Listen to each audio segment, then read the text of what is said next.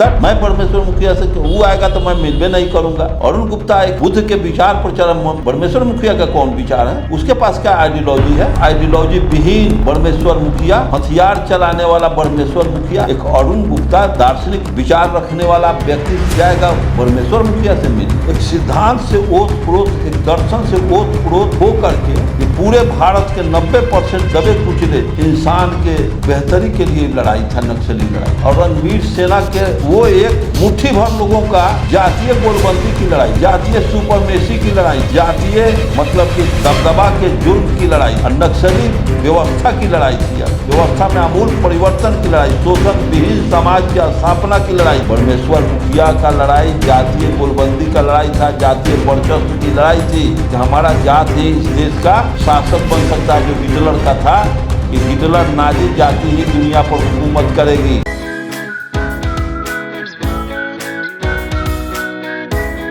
Hello friends, मैं गौतम कुमार आप सबको एक बार फिर से अर्जक संघ ऑफिशियल टीवी चैनल में स्वागत करता हूं। एक बार फिर से हमारे बीच अर्जक संघ बिहार प्रदेश अध्यक्ष माननीय अरुण कुमार गुप्ता जी जुड़े हुए हैं। एक और प्रश्न पे इनकी प्रतिक्रिया लेंगे।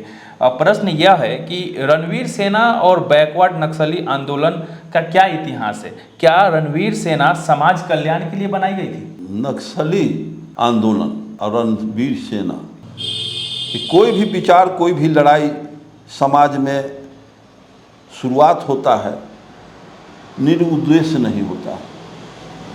समाज में जो दैनिक जो घटनाएं घटती है, समाज में जो क्रिया होता है, एक्शन होता है, तो उसका रिएक्शन होगा। यहाँ नक्सलियों का आंदोलन एक सिद्धांत से ओत प्रोत, एक दर्शन से ओत प्रोत हो करके ये पूरे भारत के 90% दबे कुचले इंसान के बेहतरी के लिए लड़ाई था, नक्सली लड़ाई।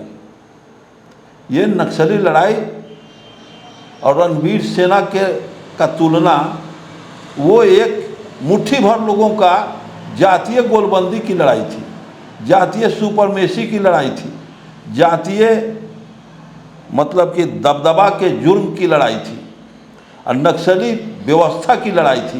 व्यवस्था में आमूल परिवर्तन की लड़ाई, शोषण विहीन समाज की स्थापना की लड़ाई थी। इनके यहाँ शोषण युक्त समाज बनाने के लिए कि हमारा समाज दबंग परिवार है, हमारा समाज में धाक है, हमारा वर्चस्व है। तो नक्सली आंदोलन मार्क्स लेनिन के आदर्शों पर से प्रेरित था। मार्क्स लेनिन माओ सेतुंग के विचारों पर, दर्शनों पर ये आधारित था और उसमें वर्ग संक्लास स्ट्रगल का लड़ाई था, गरीब अमीर की लड़ाई थी और उसमें व्यवस्था परिवर्तन के लिए लोग लड़ रहे थे। ये कहे थे जॉर्ज फर्नांडिस। मद्रास के भाषण में लोगों ने पूछा कि नक्सलाइट को क्या आप सत्ता में आएंगे तो नक्सलाइट को छोड़ेंगे? जेल में नक्सलवादी लोग जो पकड़ा गए थे पूरे देश में, बिहार में 28,000 नक्सली को तो कर्पूरी जी छोड़े, पूरे देश में लाखों आदमी जेल में थे। क्या रणवीर सेना के पास इतना ताकत है कि लाखों आदमी जेल में, हजारों आदमी फांसी पर, रणवीर सेना का हवा निकल जाएगा? नक्सली आंदोलन के तुलना करने चला है।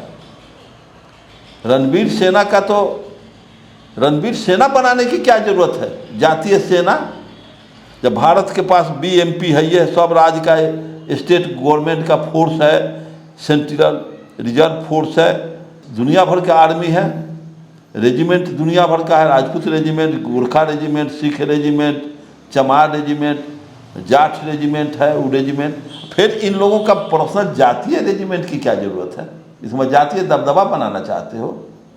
अच्छा, जिस तरीके से आप बता रहे हैं कि नक्सली जो मूवमेंट था वो जो भी अर्जक सोचतों की लड़ाई थी, गरीब अमीर की लड़ाई थी, जिस प्रकार से शोषण होता था उस शोषण समाज को शोषण विहीन समाज बनाने की लड़ाई थी, उसमें कहीं ना कहीं जो नक्सली मूवमेंट हुआ था, इस सारी चीज़ों को ख़त्म करके एक बेहतर समाज बनाने की बात हुई थी। तो ये रणवीर सेना जो उस समय बना था, इनका कार्यशैली क्या होता था? रणवीर सेना के अपने जाति का वर्चस्व समाज में स्थापित करना। अच्छा। रणवीर सेना के जो ये थे बरमेश्वर मुखिया, मैं अर्जक संघ के मीटिंग में गया था टाटा, बरमेश्वर मुखिया था टाटा में। इत्तेफाक से मेरी मुलाकात, कुछ लोग कहे कि बरमेश्वर मुखिया से मिली है, मैं बरमेश्वर मुखिया से, वो आएगा तो मैं मिलबे नहीं करूँगा। अरुण गुप्ता एक बुद्ध के विचार प्रचार, बरमेश्वर मुखिया का कौन विचार है, उसके पास क्या आइडियोलॉजी है? आइडियोलॉजी विहीन बरमेश्वर मुखिया, हथियार चलाने वाला बरमेश्वर मुखिया, एक अरुण गुप्ता दार्शनिक विचार रखने वाला व्यक्ति जाएगा बरमेश्वर मुखिया से मिलने? ये संभव नहीं है। उसको ज़रूरत होगा तो अभी मैं नहीं मिलूँगा। तो जॉर्ज फर्नांडिस वही बोले थे नक्सली के बारे में, जब पत्रकारों ने पूछा मद्रास में, तो जॉर्ज ने बोला था कि नक्सली बहुत बेहतर आदर्श से प्रेरित है। Naxali were inspired the highest ideals, Naxali inspired the highest ideals to change society, they could not be equated with common criminals. एक ऊंचे आदर्शों से नक्सलाइट प्रेरित है, इनका साधारण क्रिमिनलों से तुलना करना अच्छी बात नहीं है। और आदर्श था मार्क्स का, लेनिन का, स्टालिन का, माओ सेतुंग के आदर्श को लेकर के नक्सलियों लोग चलते हैं। जैसे नक्सली के जितने हम लोग थे, सारे के सारे हम लोग सीपीएम से आए थे। हमारे पिताजी सीपीआई में थे, हमारे भाई साहब सीपीआई में थे, हम लोग सीपीएम में आए, हमारे भाई साहब भी सीपीएम में आए। अब सीपीएम वाला जो कहा, उसमें आपस में फ्रैक्शन हुआ, वैचारिक भिन्नता आने के बाद सीपीआई एमएल बना, मार्क्सवादी लेनिनवादी बना। मार्क्सवाद सीपीएम से अलग हो गया। ज्योति बसु उस समय थे। जो मजदूर आंदोलन नक्सलवादी में हुआ, किसान और सामंतों के बीच जो लड़ाई हुआ, वहीं से नक्सलवाद पूरे देश में फैला था। इस तरह का लड़ाई बरमेश्वर मुखिया लड़ेगा? बरमेश्वर मुखिया का लड़ाई जातीय गोलबंदी का लड़ाई था, जातीय वर्चस्व की लड़ाई थी कि हमारा जात ही इस देश का शासक बन सकता है। जो हिटलर का था कि हिटलर नाजी जाति ही दुनिया पर हुकूमत करेगी। दुनिया पर हुकूमत करने के लिए उसके कथनानुसार गॉड नाजी जाति को दुनिया में भेजा है, नाजी जाति को गॉड हुकूमत करने के लिए। और जब कम्युनिस्ट पार्टी स्टालिन जब हुए तो सब गॉड के हवा निकाल दिए, मार के हिटलर का आत्महत्या करना पड़ा, अपने परिवार का, अपने हाथ से गोली अपने सीना में। उस समय हिटलर भेजे हुए थे गॉड तुमको, तो गॉड की स्थिति को समझने की जरूरत है।